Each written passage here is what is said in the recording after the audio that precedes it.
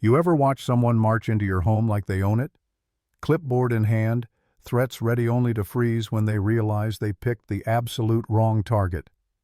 That's what happened the day HOA Karen stormed into my lake cabin office screaming about shutting me down, until she saw the governor of our state sitting inside. That was the exact second her little empire began to crumble. Act 1. The Spark. My name's Matthew Cooper. I'm 38, an architect, and I'd built my career from scratch. My office wasn't in some glass tower downtown. It was in a cabin by the lake, a place my grandfather left me. Rustic wood, big windows, sunlight spilling across my drafting table. It was my sanctuary, my headquarters, and the heart of my livelihood. That morning I was buried in sketches for a community center project when the knock came. Actually, it wasn't even a knock, it was the door bursting open. In storms, this woman. Mid-40s, sharp blonde bob, navy blazer, clipboard clutched like it was a police badge. No hello, no introduction. Just, "This operation is in violation of HOA regulations. You'll be fined. This office is illegal." I stared stunned. "Excuse me, this is my property. My deed says nothing about an HOA."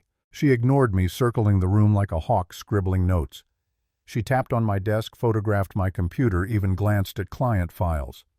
Then she announced loud and smug, running a commercial business from a resident's automatic violation. "We can force a sale." That's when I noticed a card slip out of her folder. I bent down and picked it up. Lakeside Development Partners. Behind the card, a small notebook fell. On the page, in her handwriting, "Force sale commission, $500K. That was the moment the light bulb went off. This wasn't about HOA rules. This was about money. Big money. Within a week, the harassment began. First, anonymous complaints to the city zoning violations, unpermitted construction. Then my insurance company called my coverage was canceled after a safety review. Next came surprise inspections from utilities demanding entry citing false reports of code hazards. Clients started backing out after someone warned them about dangerous conditions at my office. And the whispers spread around the lake. Neighbors who once waved hello now crossed the street. The woman's name, Clara Blackwood, president of the HOA. But clearly that was only half the story. Act 2. Escalation and doubt. Clara wasn't letting up. Every week something new. A letter taped to my door, a stranger photographing my car, flyers warning residents about illegal business activity. I tried to push through, kept working, kept drafting, but the hits piled up. My bank account bled from legal fees. Contracts dried up. I'd go to the diner in town and feel eyes on me, whispers trailing as I passed. One night I sat at my drafting table staring at blank paper, hands trembling. My sanctuary, this cabin, felt like a prison. And the thought hit me. What if she's right? What if keeping this office here is selfish? What if I'm ruining my family's future by clinging to this place? I thought about selling, packing it up, letting Clara win. That's when I remembered what this cabin really was. Not just an office. It was built by my grandfather in 1947 on top of a spring he discovered himself. For 70 years our family guarded it, cared for it. And buried in the old files I'd inherited, I found the truth, a survey noting a massive aquifer beneath the land. Water rights worth millions. Clara didn't just want to enforce HOA rules. She wanted to steal an irreplaceable resource. I knew I couldn't fight her alone. So I called someone I trusted, Governor Evelyn Wilson. I'd worked with her team before on veteran housing designs. I explained everything, the fake violations, the harassment, the aquifer. She didn't laugh it off. She said, "Matthew, this sounds bigger than HOA drama. I'll come see for myself." We set the meeting for a Thursday morning right here in my cabin. Act 3. The Showdown. That morning the governor sat across from me at the cabin table reviewing documents I'd laid out. Zoning files, utility letters, Clara's business card.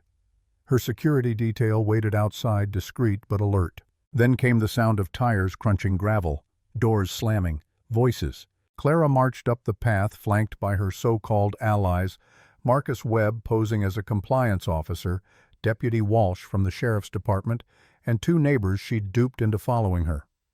Clipboard in one hand, she shoved the door open and stormed in. "This illegal meeting ends now," she barked. She dropped a stack of fake violation papers onto my desk. For a second, the room froze. Then Governor Wilson calmly rose from her chair. "I'm Governor Evelyn Wilson," she said, voice steady as steel, "and I am here on official business reviewing a community development proposal." You could have heard a pin drop. Clara's mouth opened, then snapped shut, her face drained of color. The governor motioned to her staff.